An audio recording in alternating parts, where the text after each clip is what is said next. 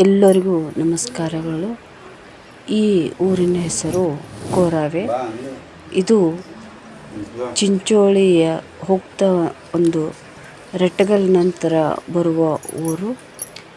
ಇಲ್ಲಿ ಇರುವಂಥ ದೇವಿ ಹೆಸರು ಕೊರವಂಜೇಶ್ವರಿ.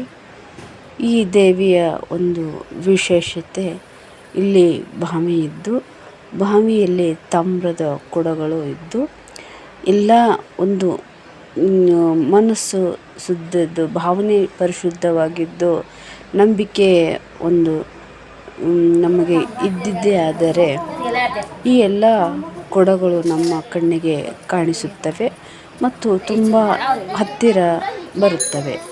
ಮುಳುಗೋದು ಕಾಣಿಸುವುದಿಲ್ಲ, ತೇಲುವುದು ಕಾಣಿಸುವುದಿಲ್ಲ.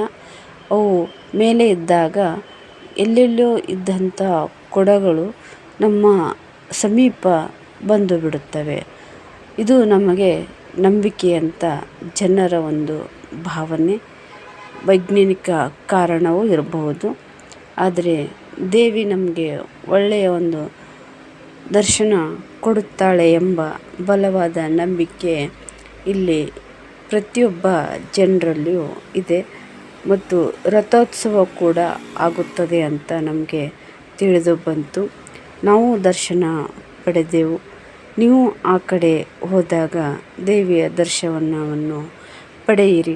ದೇವಿ ಎಲ್ಲರಿಗೂ ಒಳ್ಳೆಯದನ್ನೇ ಮಾಡಲಿ. ತಮಗೆಲ್ಲರಿಗೂ ಈ ವಿಡಿಯೋ ಇಷ್ಟವಾದರೆ ಶೇರ್ ಮಾಡಿ, ಲೈಕ್ ಮಾಡಿ, ಸಬ್ಸ್ಕ್ರೈಬ್ ಮಾಡಿ ಮತ್ತು ಎಲ್ಲರಿಗೂ ಒಳ್ಳೆಯದಾಗಲಿ ಅಂತ ಮತ್ತೊಮ್ಮೆ ಆ ತಾಯಿಯಲ್ಲಿ ನನ್ನ ಪರಿಶುದ್ಧವಾದ ಮನಸ್ಸಿನಿಂದ ಬೇಡಿಕೊಳ್ಳುತ್ತೇನೆ. ದೇವಿಯ ಆಶೀರ್ವಾದ ಪ್ರತಿಯೊಬ್ಬರ ಮೇಲೂ ಇರಲಿ. ಧನ್ಯವಾದಗಳು ಎಲ್ಲರಿಗೂ.